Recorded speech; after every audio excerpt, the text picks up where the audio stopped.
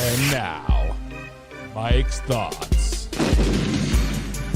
Good afternoon, Man Hour Nation. Michael Buckhashi here with the Man Hour live, raw, uncut sports talk right here on the Wednesday edition of Man Hour.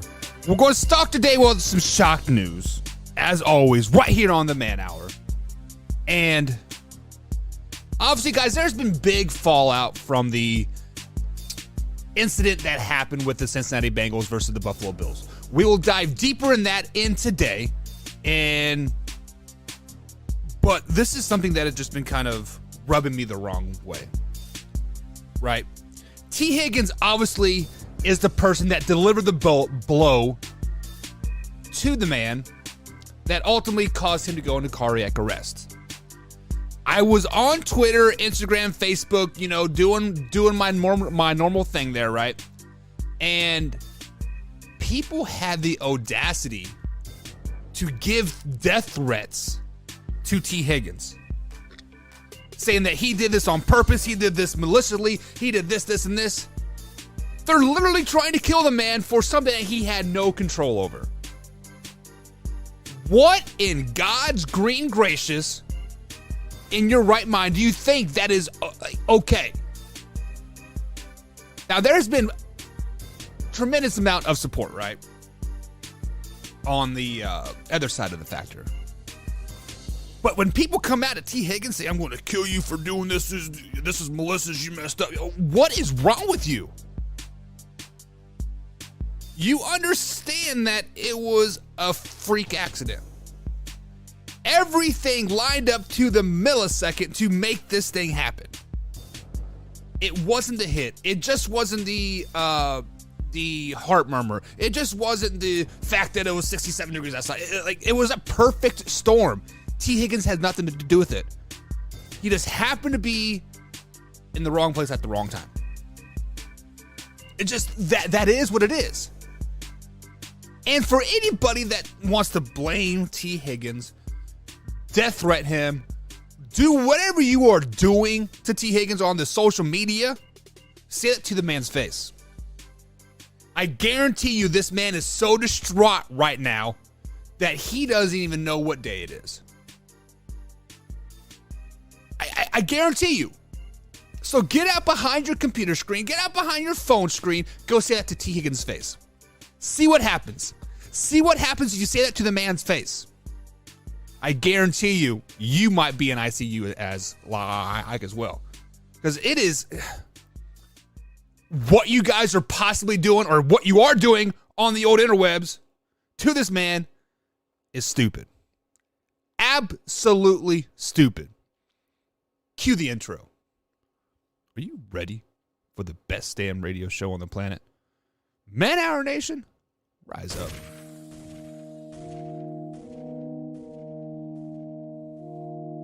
You don't want to be every time, no. I would like to personally welcome you to Man Hour After Dark. Say that then. While I bring you the host, Mike, Buck, and Cone. You know who's coming to the stage. Sports talk than what you about to hear right here. I second that. Go. You know that it's us when we talking about sports. Giving you facts on the field to the core. Tune in, we need the support. 1 hour too short, still listen some more. On all your stations, not dropping no music. Stripes like Adidas, but Nike just do it. Down 4 in the 4th, we go for the win. Michael 2 seconds, we taking it in. Buck, Mike, and Combs, you know what's going on. Man, now we're After Dark, no LA, we the big spark. No 4th and inches, won't cut short. Got the best talking, it's all sports. Buzzing more than buzzer beaters. We coming live all through your speakers, go.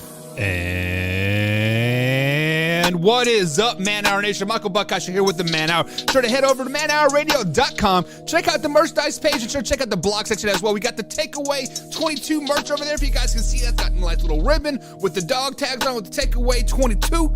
All proceeds from this go to the Kalahar Project that my man Beastie Combs is very, very active in. So all proceeds from this merch goes directly to that helping raise awareness of soldiers' suicide prevention. We are very well active in the suicide prevention realm over here at Man Hour and, of course, Man Hour Radio as well. So we have the Takeaway 22 merch. We have the Stay Tomorrow Need You merch. All of that suicide merch, guys, is over at manhourradio.com or at facebook.com. We do have the merch tab over there. Click on that. Bada bing, bada boom.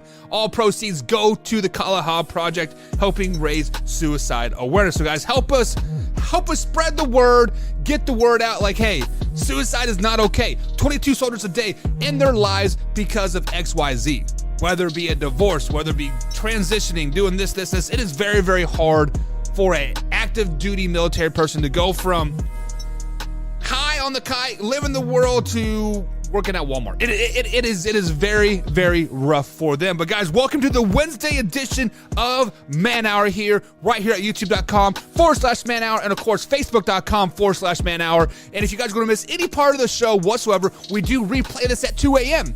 So if you're up in the 2 a.m. hour like I am, check it out. We'll do the replay. I'm active in the chat there. Bada bing, bada boom. We have a good time.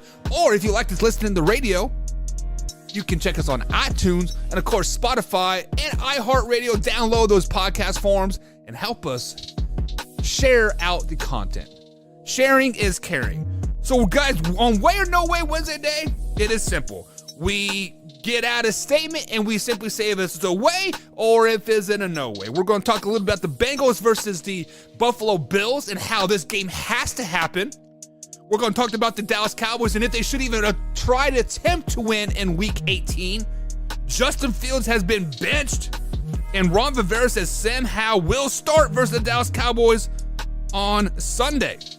All good things popping all over here at Man Hour. But first, we got to welcome some people into the chat. If you are in the chat, let me know, say what's up so we can give you a big shout out. Mama Buck is in there as always. What is up, Mama? The wifey is in there. Hello, wifey. We see BC Combs in the chat. BC will be on with me tonight at 7 p.m. East Coast time. We're really going to dive into that injury and really talk from the aspect of the outside looking in, not from a player's aspect. So we're going to, not from my aspect, we're going to talk from BC's aspect and see what is going on over there. We see Drew in the chopping up in the chat. What is up, Drew? Arthur Brown is popping back up in there. What's up, Arthur? And Drew Harrington is popping in as well. Joey is popping in, and Lane. Guys, thank you all for joining us today right here on the Wednesday edition of Man Hour. But it is time to get into the way or no way. No way. Yes way. Bah, bah, bah. And the first way or no way of the day here, of this Wednesday edition right here of the Man Hour. Obviously, guys, the Bengals versus Bills game has been postponed, is not being rescheduled this week whatsoever. Week NFL 18 season, or Week 18 is obviously going to take place before this game is finished. However, way or no way, guys, the Cincinnati Bengals versus the Buffalo Bills game it has to be finished before Week 18 can start. And when I was first presenting this question, I was very weary of talking about it because, you know, these wounds are very, very fresh still, right? And people are scared to talk about the business side of the NFL. People have been scared to talk about the playoff side of the of this game. Guys, this game is very, very important, not only for the cities, the players, and the teams involved, but for the rest of the AFC. If the Buffalo Bills were to win that game, they are in a fast track to be the number one overall seed, getting that first round bye, getting 3 home playoff games. If they were to lose, Kansas City Chiefs would have got the number one seed. So when we look at this game, like I said, Skip Bayless was spot on. Yes, the NFL player Shannon Sharp is being very sensitive about the situation, and I get it. I understand it. I'm a player myself, or was a player myself, and I get it, and I understand the situation. But the business side of things, my business mind saying, man, this game has to be completed. Because if it is not completed before the Week 18 team, the Kansas City Chiefs versus the Las Vegas Raiders game, All of a sudden, that game means nothing to the Kansas City Chiefs if the Buffalo Bills would have lost that game. They could have rested Patrick Mahomes, Travis Kelce. They could have rested all their starters, get 2 weeks of rest going into the playoffs nice and fresh. Now they have to play that game versus the Las Vegas Raiders to keep their number one seed, right? Let's look at the Baltimore Ravens, right? They have an opportunity to win the AFC North still, right? Now they don't know if they want to play next week or, there's so many equations that can happen by this game alone. So I'm going to go with way. This game should have been completed before Week 18 can proceed. Give everybody a bye week. Push the whole thing back. We have a built-in bye week anyways, but for the Pro Bowl, which who's going to watch flag football anyways? I mean, I'm probably going to watch it just because I'm intrigued of like what's going to happen. But they can literally move everything back. They can move the Pro Bowl to the week after the Super Bowl. The Pro Bowl is not that big a thing. Obviously, the Super Bowl can't be moved because all the logistics and whatnot, right? There's a big logistic nightmare. People flying in, spend all types of money. I get it. But this Week 17 game has to be completed. It has to. I mean, clearly it's not, but it should have been completed. Definitely, 100%, it should have been completed. And I see some comments strolling in. You are an insensitive prick. Think about this man's health. I am not an insensitive prick. I understand the severity of the situation. I understand this man almost lost his life. He is improving now. Great news has been spread out there, right? He is breathing now, 50% like on his own. He has brain function, he has liver function. Like he is doing a lot better, right? But at some point, you have to move on. I'm not trying to be mean. I'm not trying to be light of the situation, but at some point you have to move on. Just like when somebody dies. Are you going to sit in your bed for the next week and a half just like crying? No, you get 3 days off of work and you have to go back, right? Some places might give you a week, but you have to move on. Sometimes you just have to rip the wound off and move on, right? Just like peeling off a Band-Aid. Right now, it's kind of like, just rip it off and move on. I'm not saying do not care about the guy. Do not keep him in your prayers. Do not keep him in your thoughts. Don't do everything that you're doing. But at the end of the day, billions of dollars is being washed around right here. It is a business at the end of the day. The business of making money. His GoFundMe is making tons of money right now because of all this, right? Like, just at the end of the day, guys, it is what it is. And you have to be, what's the word I'm looking for? You have to be cognizant of the severity of this situation. Bengals versus Bill game is a huge thing in the NFL. Not only for the city of Cincinnati, not only for the number one seeding for the Buffalo Bills or the Kansas City Chiefs or even the Cincinnati Bengals, right? This could mean the difference between winning a Super Bowl and losing a Super Bowl. This could be the difference of making $17 million at your next home game or having to pay $10 million to fly to Buffalo. Like, there is just, I get it, people. I get it, but let's move on.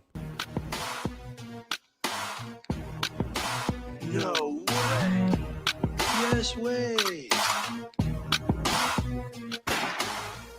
Speaking of number one seed, the Dallas Cowboys have an excellent opportunity to not only win the NFC East, but get the number one overall seed in the NFC playoffs.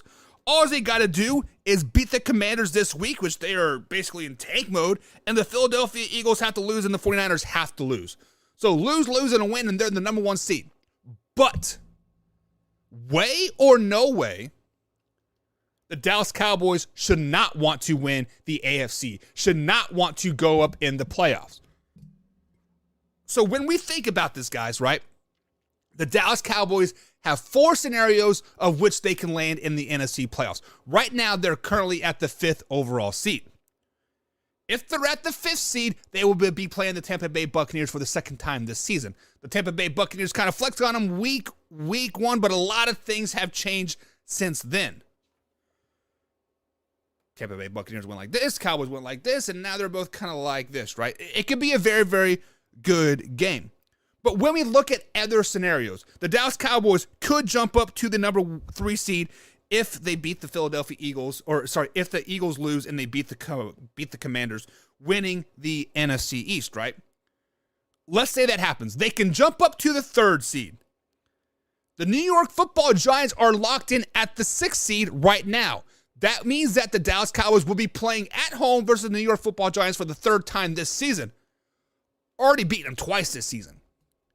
What is the hardest thing to do in sports? Beat a team 3 times. Don't want that, do you? So then you can move up to the 2nd seed, right? You're at home. You have 3 home playoff games, yada, yada, yada. But look who a possibility that you could be playing. A very, very hot Green Bay Packers team. A pretty hot Detroit Lions team. And a sinking ship of the Seattle Seahawks. You're already beating the Lions this season, and we know what happened to the Green Bay Packers earlier this season. Do you want to play those teams a second time? I don't think so. Then we move up to the number 1 seed. Yes, you get a bye. But you probably have to play. Drum roll, please. The New York Football Giants in round number 2. So way or no way should the Cowboys not want to win Week 18? I'm going to say way. The Dallas Cowboys should not want to win Week 18. They should basically pretty much go in cruise mode against the Commanders.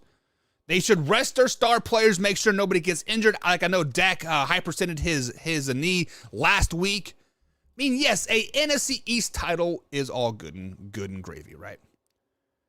But do we think the 49ers are going to lose next week? No. Do we think the Philadelphia Eagles are going to lose next week? Probably. They're not playing good football right now. I think Jalen Hurts is going to be out again. But do you want to play the New York Football Giants for the 3rd time this season, first round of the playoffs? No. You don't. Do you want to play a freaking hot right now Green Bay Packers team? No, you don't. Do you want to jump up to the number 2 seed possibly and play the Seahawks? No, you don't. I think the best position for the Dallas Cowboys right now moving forward is that number 5 seed versus the Tampa Bay Buccaneers. Now, I did say the Tampa Bay Buccaneers are the most dangerous team in the NFC playoffs. Don't get that twisted. It's going to be a dogfight. But would you rather have a dogfight for the Tampa Bay Buccaneers or versus the New York Giants? Give me the Tampa Bay's Buccaneers 60% of the time. I mean, the NFC playoffs is pretty freaking loaded right now. If I am anybody, I would be pretty much scared to be in the NFC playoffs. It is what it is. No way. Yes way. Moving on here to the next topic, the way or no way, number 3 of this week's edition of Man Hour Sports. If you guys have not done so already, like, comment, and subscribe. Let me know you are here. Sharing is caring. Let's get the word out, guys. We are the best damn radio show on the planet. We are live at 2 p.m. East Coast time every Monday through Friday right here on your said platform that you are listening to. And we do the after hour show at 7 p.m. East Coast time. Tonight is with my man Beastie Combs. Pretty excited about that. Me and Beastie we started Man Hour and we haven't really had a show together in such a long time. I feel like I need to throat punch him. Thinking about going to Chicago tomorrow, play some bags with him. I don't know. We'll see what happens. We'll see if I can get off the old work and the wife will let me go. But speaking of Chicago, Justin Fields has officially been ruled out versus the Week 18 versus the Minnesota Vikings with a hip injury.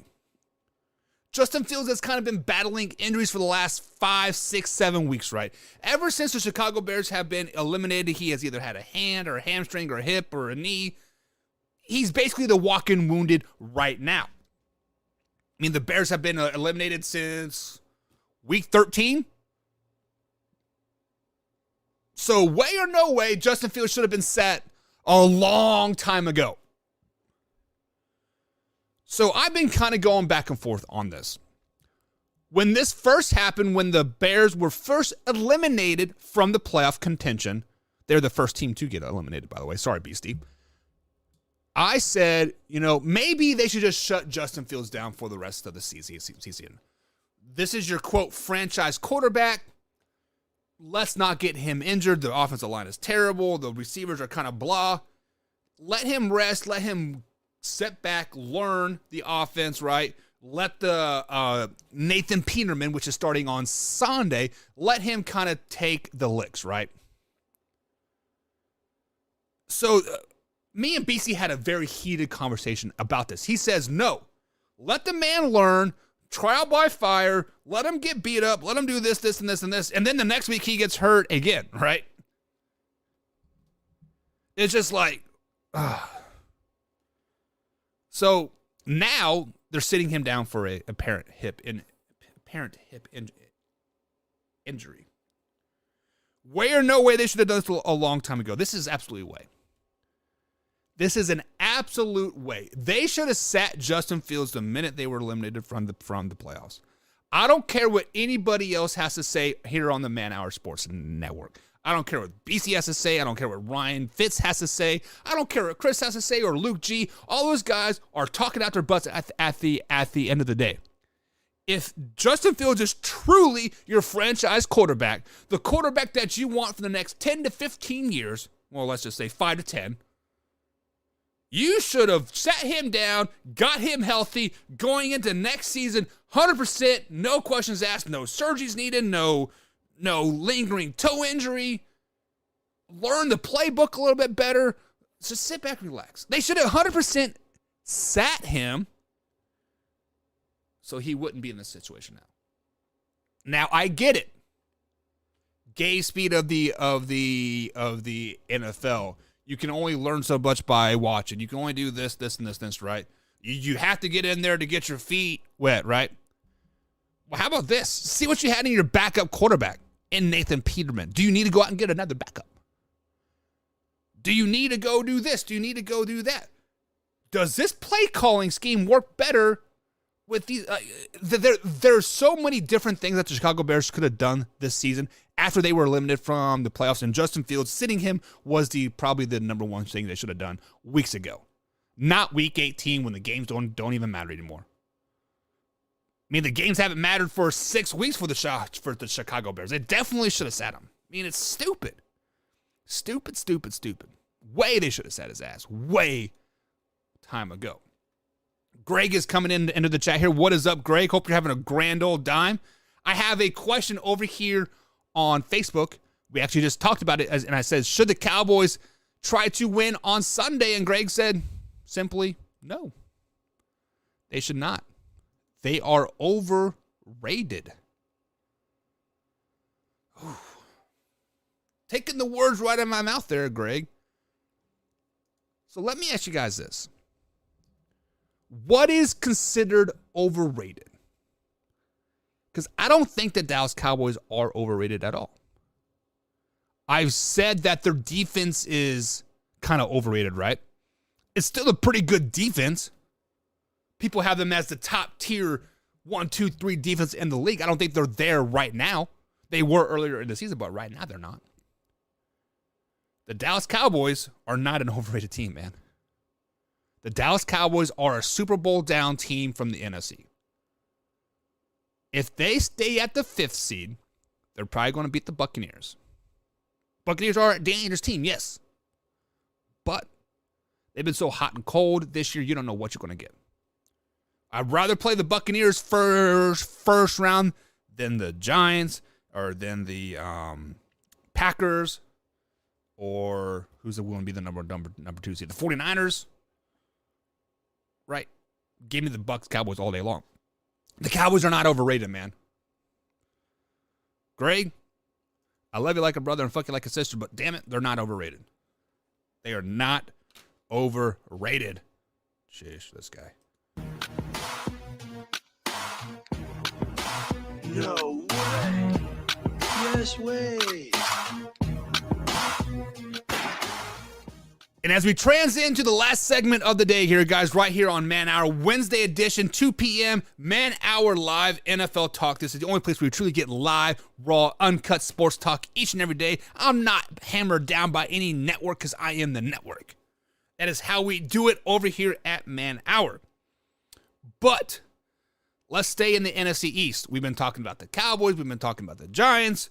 Why not let's just talk about the whole trifecta? Let's talk about the Washington Commanders. Coach Ron Rivera says Sam Howell and Taylor Heinicke will both play on Sunday versus the Dallas Cowboys. Ron Rivera, guys, has, is this a mistake? Ron Rivera has kind of been out of touch the last couple weeks, right? We all saw that press conference when he said, do you consider starting Sam Howell since you are eliminated from the playoffs? He's got what? We're eliminated from the playoffs? Oh, I didn't know that. Yeah, if the Packers win, you guys are done. Oh, well, I guess we'll see what happens. Guys, Ron Rivera's kind of lost touch. I mean, I understand the death of his wife, right? Well, I'm pretty sure he's the one that lost his wife, right? That's a huge impact on his wife. He had throat cancer, right? I understand everything is piling up in his personal life, but when you come to work, you have to really focus. But is it a mistake to start Sam Howell and Taylor Heinicke Sunday versus the Dallas Cowboys? That is an absolute way. That is the biggest mistake that Ron Rivera is going to make this season. If both of those quarterbacks play, that is a huge, huge mistake. He has already sat Taylor Heinicke a couple weeks ago in place of Carson Wentz because Taylor Heinicke was not performing very well. Now, Taylor Heinicke was on this other Jeremy Lin level for a couple weeks, right? He was performing. He was doing good things. He was on the board for the season ticket holder. Carson Wentz man, am I ever going to get to play again? But then he went, pew, and blew up, right? Carson Wentz came in. He went, right? Now, the Commanders are out of the playoffs. You have a rookie quarterback that you drafted to basically learn from Carson Wentz and succeed him moving forward. Put his ass in there and let him play the whole freaking game. If you need to see what you have in Sam Howell, it is simple as that. You know what you have in Taylor Heinicke. He is a good, viable backup quarterback. The Taylor Heinicke mania is over. We saw it. He was good for 3 or 4 games, and then 5th game, he's right? We know what we have in Carson Wentz. Not a very good quarterback anymore, unfortunately. Ever since that ACL tear in Philadelphia a couple years ago, he has not been himself ever again. No more MVP caliber quarterback for Carson Wentz. Time to see what you have in Sam Howell. The whole game. Give him first snap reps all week long. Name him as a starter for Sunday. Hey, man, go out there, win us a game versus the Dallas Cowboys. You don't need to worry about looking over your shoulder to see if Taylor Heinicke is going to come in or Carson Wentz or if I'm going to do this, and this. That is setting the kid up for failure. You want to set somebody up for failure? Say, hey, you run on a very short leash. We know you haven't had nothing to do with us all season long, and we don't have anything to play for, but if you mess up, I want to pull you out. Way to kill a kid's confidence real freaking quick before you even take the first snap. Ron Rivera, you are losing touch, my man. You were a good coach. Maybe it's time to hang him up. But starting or playing both Sam Howell and Taylor Heinicke on Sunday is the biggest mistake that you could possibly make. Just play Sam Howell 100% of the time. Tell him, go out there, sling it all around. We're not punting, we're not kicking, we're not doing nothing. 4th and 20, we're going for it. We have nothing to play for. If we lose, we get a better draft pick. If we win, we beat the Dallas Cowboys. Win, win, win situation. If Sam Howell claws out, hey, we got a quarterback for the future. We have something to work with. If he sucks, great. We need to go back to the drawing board and draft a quarterback. We need to go get Jimmy G. We need to go get Brock Purdy. We need to go get Aaron Rodgers.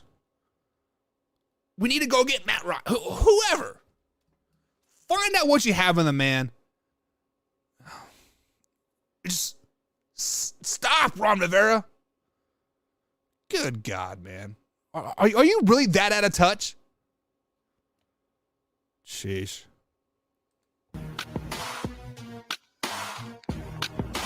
No way. Yes way. All right, guys, so that is it for Way or No Way here on the Wednesday edition of Man Hour at manhoursports.com. manhourradio.com is where you can find us on the old interwebs.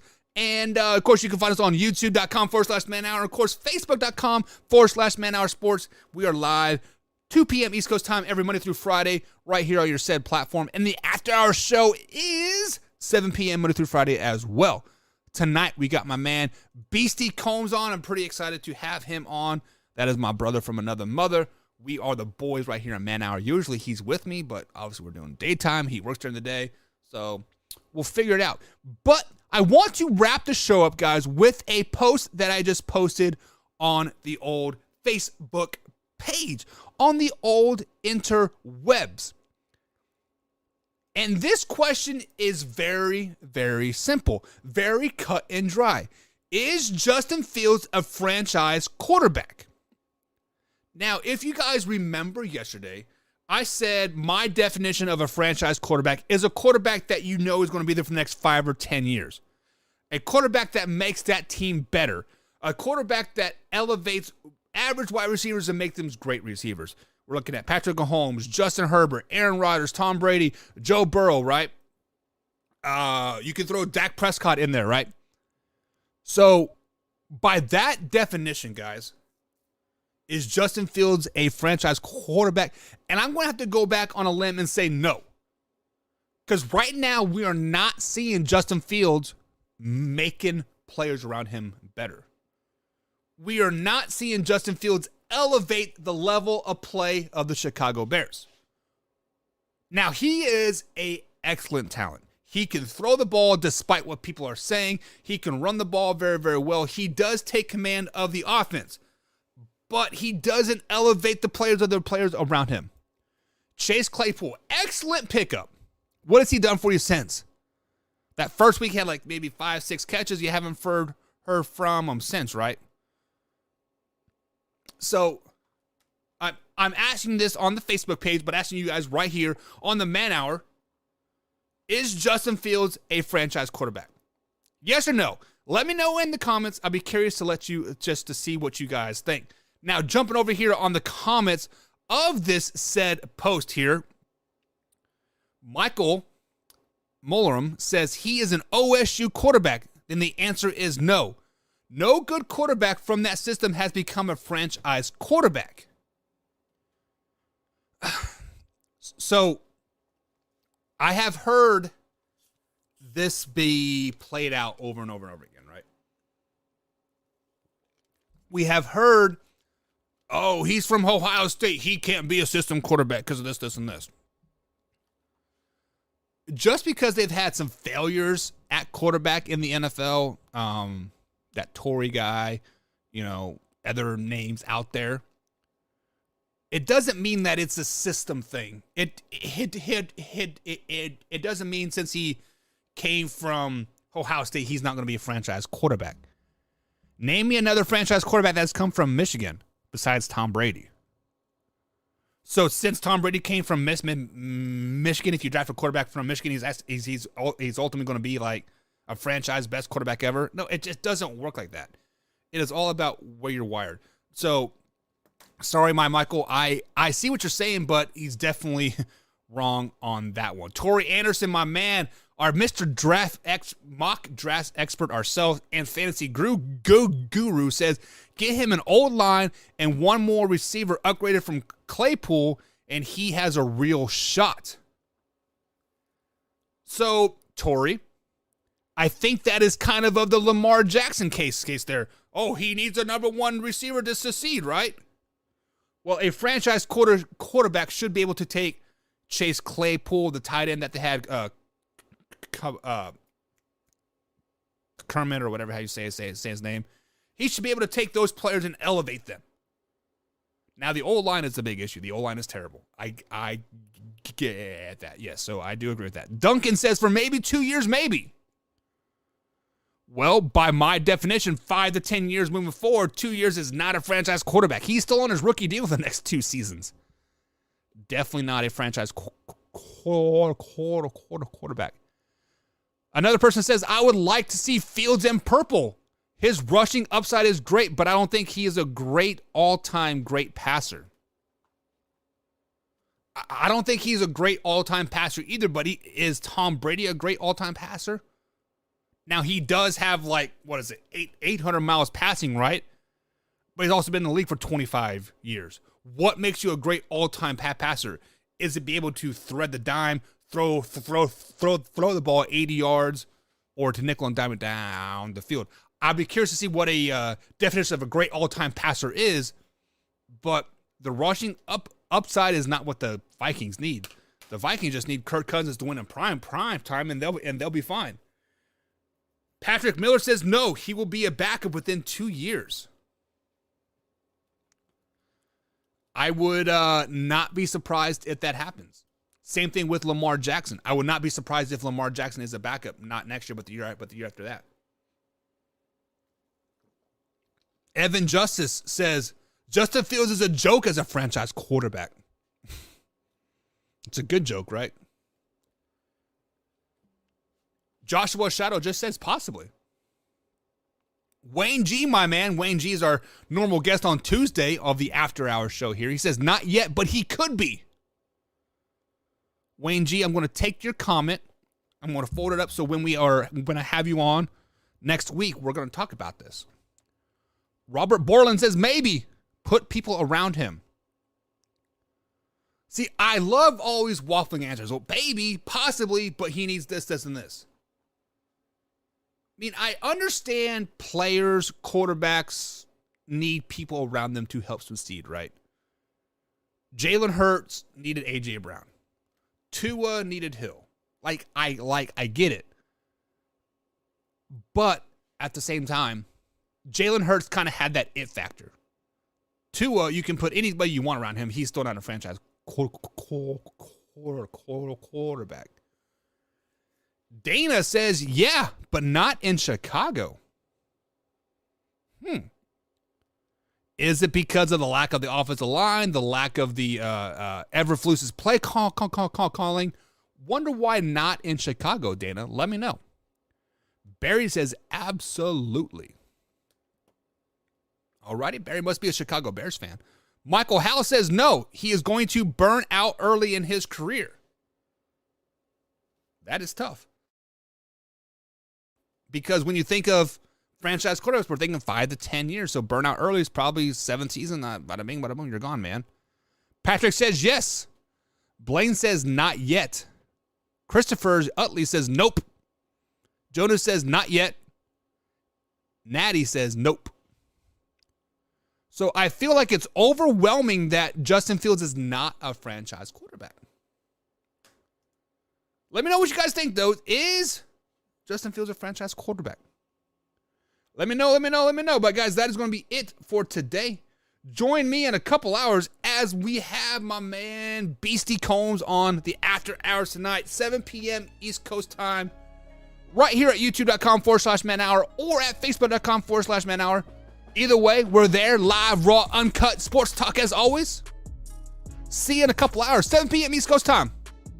Later.